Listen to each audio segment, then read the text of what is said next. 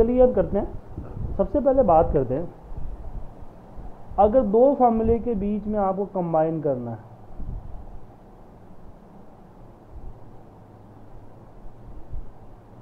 दो नाम है इसको, तो इसको आपस में मुझे कंबाइन करना है। सुजीत लिखा हुआ है और यहाँ पे कुमार लिखा हुआ है, आपस में इसे कंबाइन करना है। तो उसके लिए आप कई तरह के फॉर्मूले, एक तो आपके पास कॉनकैटेनेट का फॉर्मूला है, तो आप इसमें यहाँ पे कॉनकैटेनेट का फॉर्मूला अप्लाई कर सकते हैं।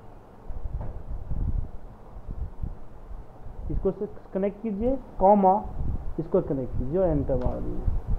या फिर इसके बीच में आप स्पेस देना चाहते हो तो स्पेस दीजिए और अगेन कॉमा कर दीजिए, दोनों आपस में कंबाइन हो जाएंगे।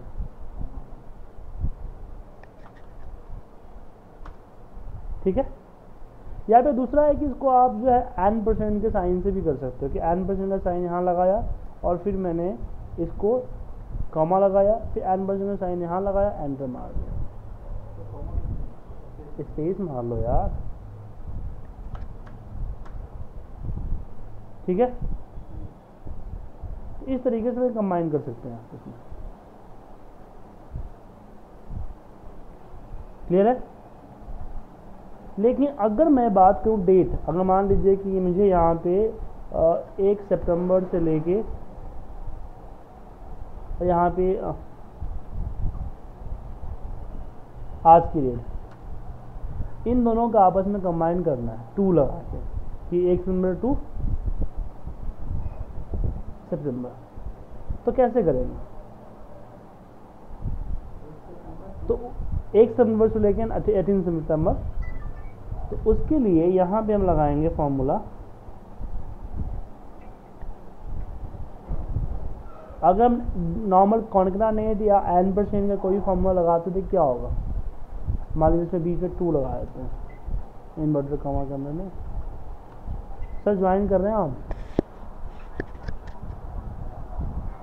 ठीक है, ओके सर। 2 यहाँ पे एंटर, फिर n% लगाया और इसको यहाँ पे सिलेक्ट कर दिया, तो नंबर में आ गया। नहीं, डेट भी कर सकते हैं, बट मैं आपको याद होगा कि जब मैंने आपको कस्टम फॉर्मेटिंग पढ़ाया था तो आपको बताया था कि जो हमारे पास नंबर डेट होते हैं, डेट को एक्सेल जो है ना जो नंबर रीड करता है, ओरिजिनल हमेशा जो विजिबिलिटी पे नहीं ओरिजिनलिटी पे फॉर्मूला लगता है, जो ओरिजिनल वैल्यू होगा फॉर्मूला उसी पे परफॉर्म करता है।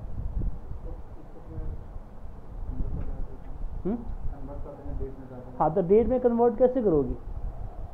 तो इसके लिए टेक्स्ट फार्मूला, क्योंकि कस्टम फॉर्मेटिंग मेथड अप्लाई होगा, तो यहाँ पे आप टेक्स्ट फार्मूले को लगाइए, टेक्स्ट फार्मूला, क्योंकि टेक्स्ट फार्मूला जब रिटर्न करेगा ना तो टेक्स्ट डेट में नहीं करेगा, वो एज ए टेक्स्ट में करेगा। तो DD MMM NYYYY,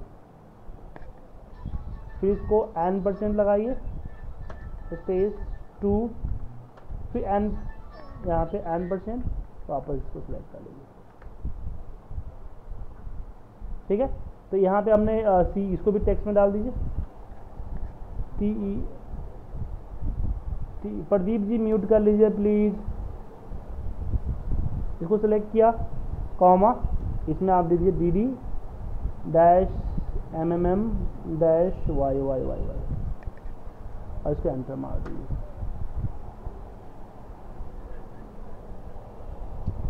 ठीक है,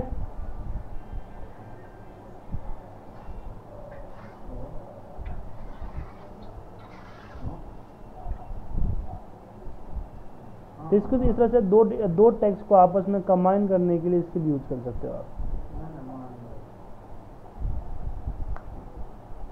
ठीक है, तो टेक्स्ट फॉर्मूले का यूज करके आप दो डेट को आपस में कंबाइन करो। जब आपकी डेट को कंबाइन करना होगा तो इसका यूज कर सकते हो आप। उसके बाद अगर मैं बात करूँ कि मैं यहाँ पे लिखा हूँ राम, RAM राम, और यहाँ पे लिखा हूँ राम, अगर नॉर्मल इफ कंडीशन लुकअप अगर लगाऊं तो उसमें केस सेंसिटिव नहीं होता है, मतलब कि दैट इक्वल टू दैट आप इसको कर सकते हो, ट्रू हो जाएगा। हो गया ट्रू।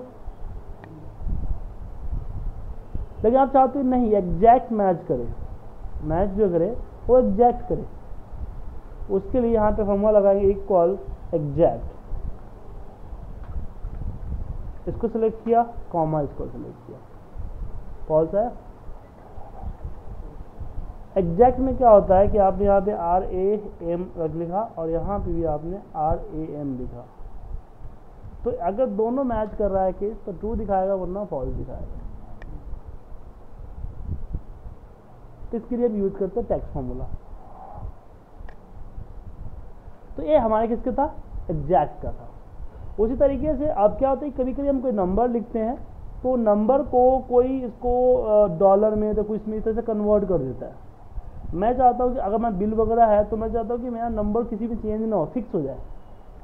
तो उसके दो फॉर्मूले, एक तो डॉलर, अगर डॉलर के साइन के साथ चाहिए तो डॉलर के फॉर्मूले के अंदर जो नंबर लिखोगे उस पर आप किसी भी तरह का फॉर्मेटिंग अप्लाई नहीं करोगे। कोई फॉर्मेटिंग यहाँ से परसेंटेज पे क्लिक करो, डॉलर पे क्लिक करो, डेसिमल प्लेस पे, कुछ नहीं काम करेगा, इस पर फिक्स हो जाएगा आपका।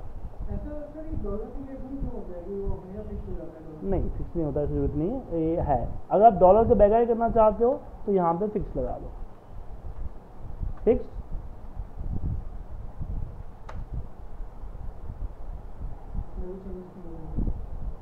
ऐसे यूज कहाँ पे करते हो, जैसे बिल वगैरह प्रिंट आउट निकालते हो या कुछ और चेक वगैरह प्रिंट करते हैं, तो आप चाहते हो कि वैल्यू अगर क्या कभी गलती से फॉर्मेटिंग चेंज हो गया तो फिर आपका गलत हो जाएगा ना सारा, तो उस केस में से यूज करते हैं।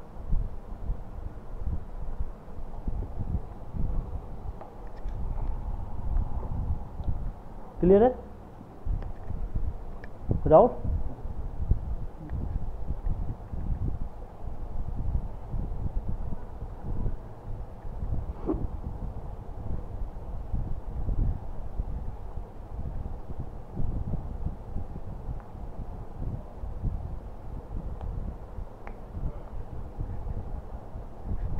उसको आगे बढ़ते हैं।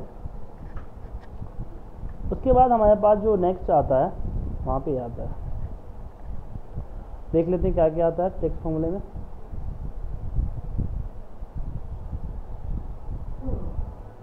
हाँ, केस चेंज करने का, जैसे यहाँ पे लिखा है मैंने सुजीत कुमार, ठीक है। अब इसके हमारे पास एक फॉर्मूला है अपर। अपर क्या करेगा, इसको अपर वर्ड में कन्वर्ट कर देगा। क्या आता है एक लोअर, लोअर क्या करेगा, इसको लोअर केस में कन्वर्ट कर देगा। फिर हमारे पास होता है प्रॉपर, प्रॉपर क्या करेगा, उसको प्रॉपर केस में कन्वर्ट कर देगा। प्रॉपर केस मतलब कि जो हार्ड वर्ड जितने भी टेक्स्ट है उसके स्टार्टिंग के हर वर्ड को कैपिटल लेटर में कन्वर्ट कर देगा, ठीक है। तो ये आपका प्रॉपर आ गया। अगर आपको टाइटल करना हो तो मतलब कि मैं सिर्फ फर्स्ट, इसमें क्या है कि प्रॉपर में हर लेटर को बड़ा करता है ना, मैं चाहता हूँ जस्ट फर्स्ट लेटर को, सिर्फ एस को बड़ा करे, बाकी से स्मॉल है। इसके लिए फॉर्मूला नहीं है, लेकिन हम फॉर्मूला बना सकते हैं। कैसे बनाएंगे, नहीं, मैं सिर्फ यहाँ से लेफ्ट लगाऊंगा, लेफ्ट से बोलूँगा कि एक को अलग करे, एक अलग हो गया। अब मैं इसमें अपर का फॉर्मूला लगा के इसको बड़ा कर दूंगा, बड़ा हो गया। फिर मैं राइट को बोलूँगा कि RIGHT राइट, इसको राइट से अलग करना है, लेकिन पूरा नहीं करना है। कितना करना है, इसकी कंप्लीट लेंथ से एक कम, क्योंकि एक तो निकल चुका है, तो कंप्लीट लेंथ किससे निकलेगा, लेन से निकलेगा। तो लेन को सिलेक्ट किया और इसमें से -1 कर दिया, आ गया। अब इसको मैं करता हूँ कन्वर्ट लोअर में, लोअर, इसको सिलेक्ट किया, लोअर आ गया। अब दोनों को कंबाइन कर लेता हूँ कि इस एंड को और इसको आपस में। सर सपोज मैं चाहता हूँ कि सुजीत कुमार जो है वो एक स्पेस से इधर वाला अलग हो जाए, स्पेस के बाद इधर वाला। अब कल बताया था ना आपको, फाइन @ से अलग किया था ना कल हमने, तो ये लगेगा इसमें। तो वही फाइन से अलग हो जाएगा, वो पूरा फॉर्मूला लगाने करो ना। तो मैं भूल गया था फाइन लगाने के लिए। तो रिकॉर्डिंग नहीं थी आपके पास, तो फिर देखा नहीं है रिकॉर्डिंग आपने, फिर आपको कुछ पता कैसे चला कि फाइन लगाया हुआ है। गलत बात है ना, गलत बात है ना, ठीक है। अब इसको मर्ज कर लीजिए। कैसे मर्ज करेंगे, लेफ्ट को कॉपी किया, Ctrl कंट्रोल सी, एस्केप मारा, इसमें C27 पे गया, इसको पेस्ट कर दिया। अब इसको डिलीट कर दीजिए। ऐसे इस राइट को उठाया, यहाँ से कॉपी किया, एस्केप मारा और E27 पे पेस्ट कर दिया। अब मैं इसको डिलीट कर सकता हूँ। अब इस लोअर को कॉपी किया, एस्केप मारा और इसमें जो F27 है उसकी जगह पे पेस्ट मार दिया। इसको डिलीट कर सकता हूँ। फिर S को सिलेक्ट किया, कॉपी किया, एस्केप मारा और फिर यहाँ पे D27 पे पेस्ट कर दिया। ठीक है, इस तरह से यूज करते हैं।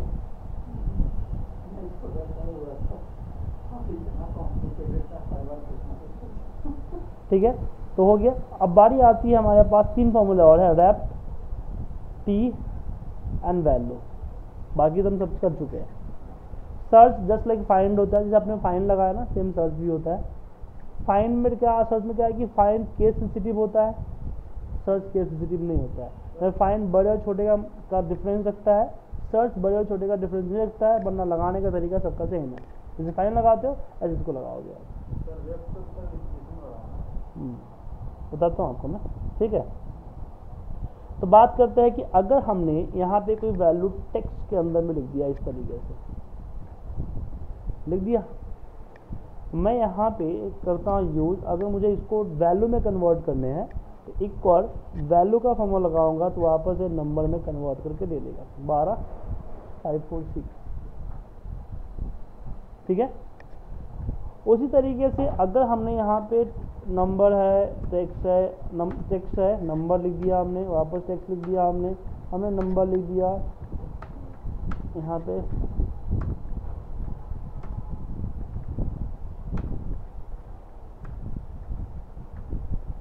ठीक है। अब मैं यहाँ पे करूँगा, मुझे मान लीजिए नंबर और टेक्स्ट दोनों अलग अलग करने हैं, तो मैं यहाँ पे करूँगा n का फॉर्मूला, t का फॉर्मूला सॉरी। t क्या करेगा कि जो टेक्स्ट होगा उसी को शो करेगा, बाकियों को शो नहीं करेगा। नहीं किया, फिर वापस हमारे पास एक और फॉर्मूला होता है t इसका n का, जो कि सिर्फ टेक्स्ट को 0 कर देगा और नंबर को शो करेगा। तो आप अपने अकॉर्डिंग इसको देख सकते हो, बता सकते हो क्या होगा।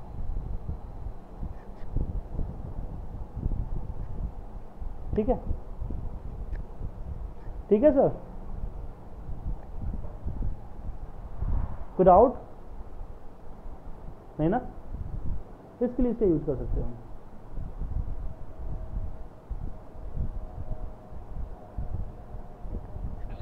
हाँ बोलिए।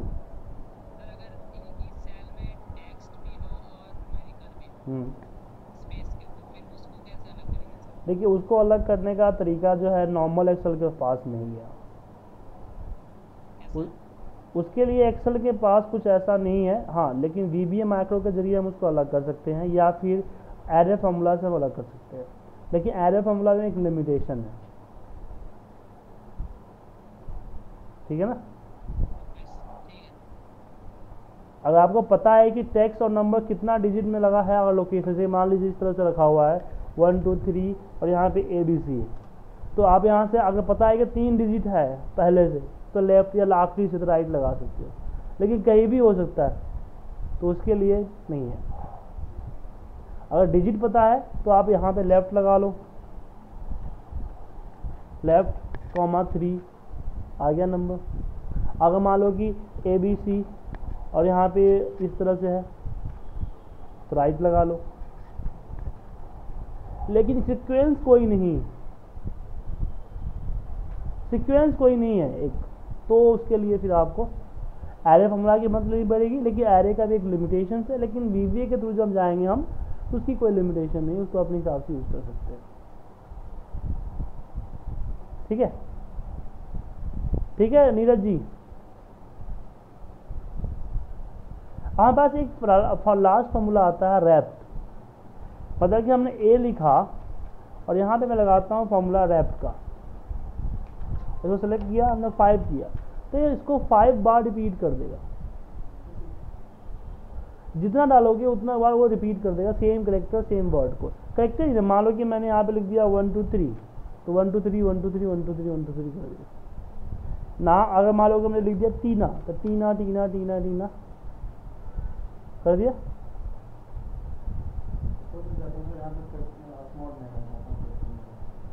तो अपर लगा दो, लोअर अपर लगा दो। इसका यूज क्या करोगे? चलिए इसका यूज देखते हैं। सेल्स में हम यहाँ पे कुछ नंबर्स डाल देते हैं। एक कमी डालता हूँ, नंबर आ गया। अब इसके लिए हम क्या करते हैं, हमारे पास रेप्ट का फॉर्मूला हुआ, रेप्ट सेलेक्ट किया, इनवर्टेड कॉमा में मैंने ए ले लिया और बोला नहीं माफ कीजिएगा हमने गलत कर दिया। हमें पहले टेक्स्ट लेना है ना, देन नंबर लेना है और इसको सिलेक्ट कर लिया। इस तरह से आ गया। इसको और सही तरीके से दिखाना है तो यहाँ पे आप एक होता है ब्रिटानिक बोल्ड, ब्रिटानिक बोल्ड का फॉन्ट अप्लाई कर दीजिए। जब ब्रिटानिक बोल्ड का फॉन्ट अप्लाई करेंगे तो इस तरह से हो जाएगा। अब इसको कलर चेंज करना आता है तो बैकग्राउंड कलर नहीं, एक कलर चेंज करो।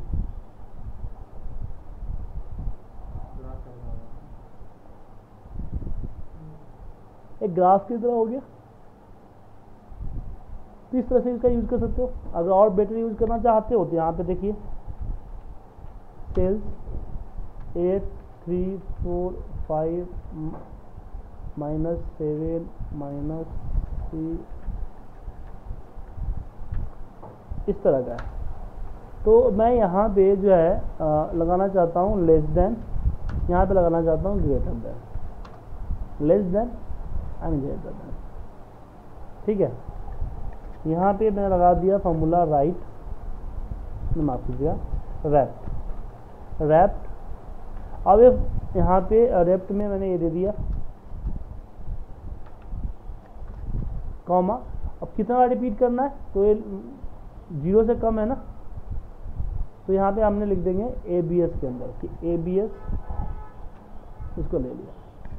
तो ये इतना बार रिपीट कर दिया, 8 बार कर दिया। लेकिन हम चाहते कंडीशन लगा देंगे इस पर कि इफ अगर ये लेस देन 0 है तो ये चले, नहीं तो ब्लैंक कर दे।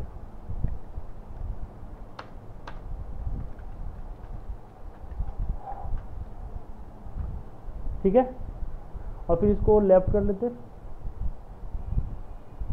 सेम इसको हम कॉपी करते हैं और इसको पेस्ट करते हैं।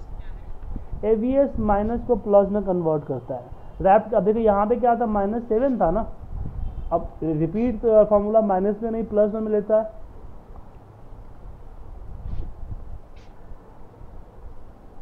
इससे ABS लगा के हमने माइनस को प्लस में कन्वर्ट कर दिया। एब्सोल्यूट, जैसे कि आपने -1 लिखा हुआ है ना, तो यहाँ पे अगर ABS लगाओगे तो ये प्लस में कन्वर्ट कर देगा। अगर प्लस है तो उसको प्लस ही रखेगा। ठीक है ना। अगर माइनस में है, अगर माइनस में वैल्यू मान लीजिए कि अब क्या होता है कि इनकम 2 तरह के होते हैं, एक तो आपको कैश मिलता है, एक डिस्काउंट मिलता है। डिस्काउंट भी तो आपका इनकम ही है ना। जैसे कि आपके बैंक अकाउंट में 20,000 रुपये आए, ये आपका क्या प्लस में हुआ।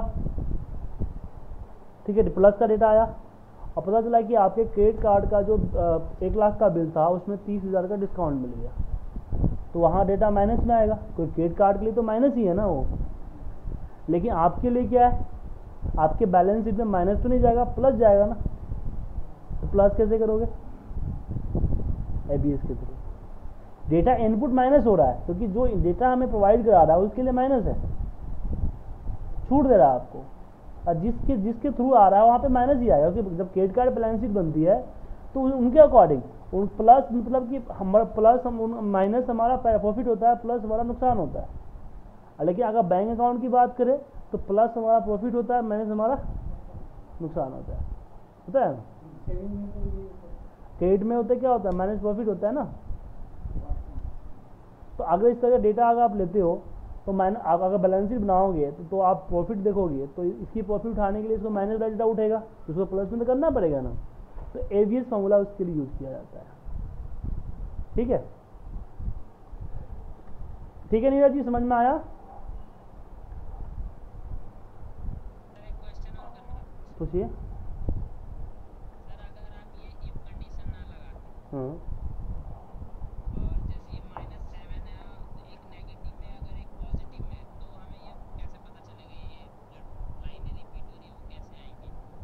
सब में लाइन आएगा फिर तो।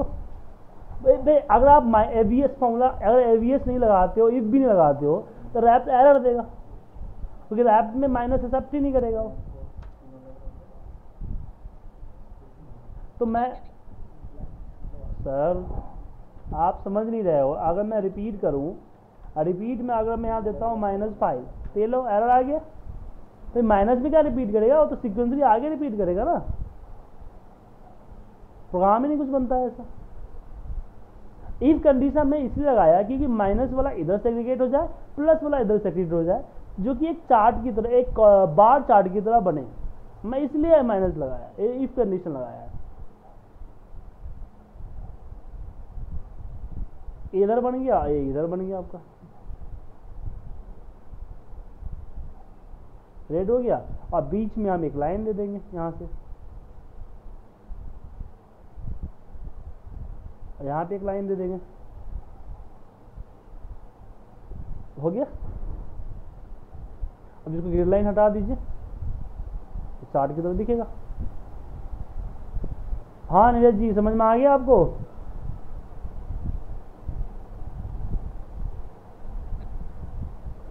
इस तरह से तो आप जो है, जो आपकी पिछली होमवर्क है वो भी पूरा नहीं हुआ है, तो पिछला होमवर्क प्लीज पूरा करके दीजिए, क्योंकि आपका टेक्स्ट कैटेगरी खत्म हो गया, आगे बढ़ेंगे डेट एंड टाइम पे। तो आपका इफ का भी जो था वो बचा हुआ है, तो आपका ये भी बचा हुआ है।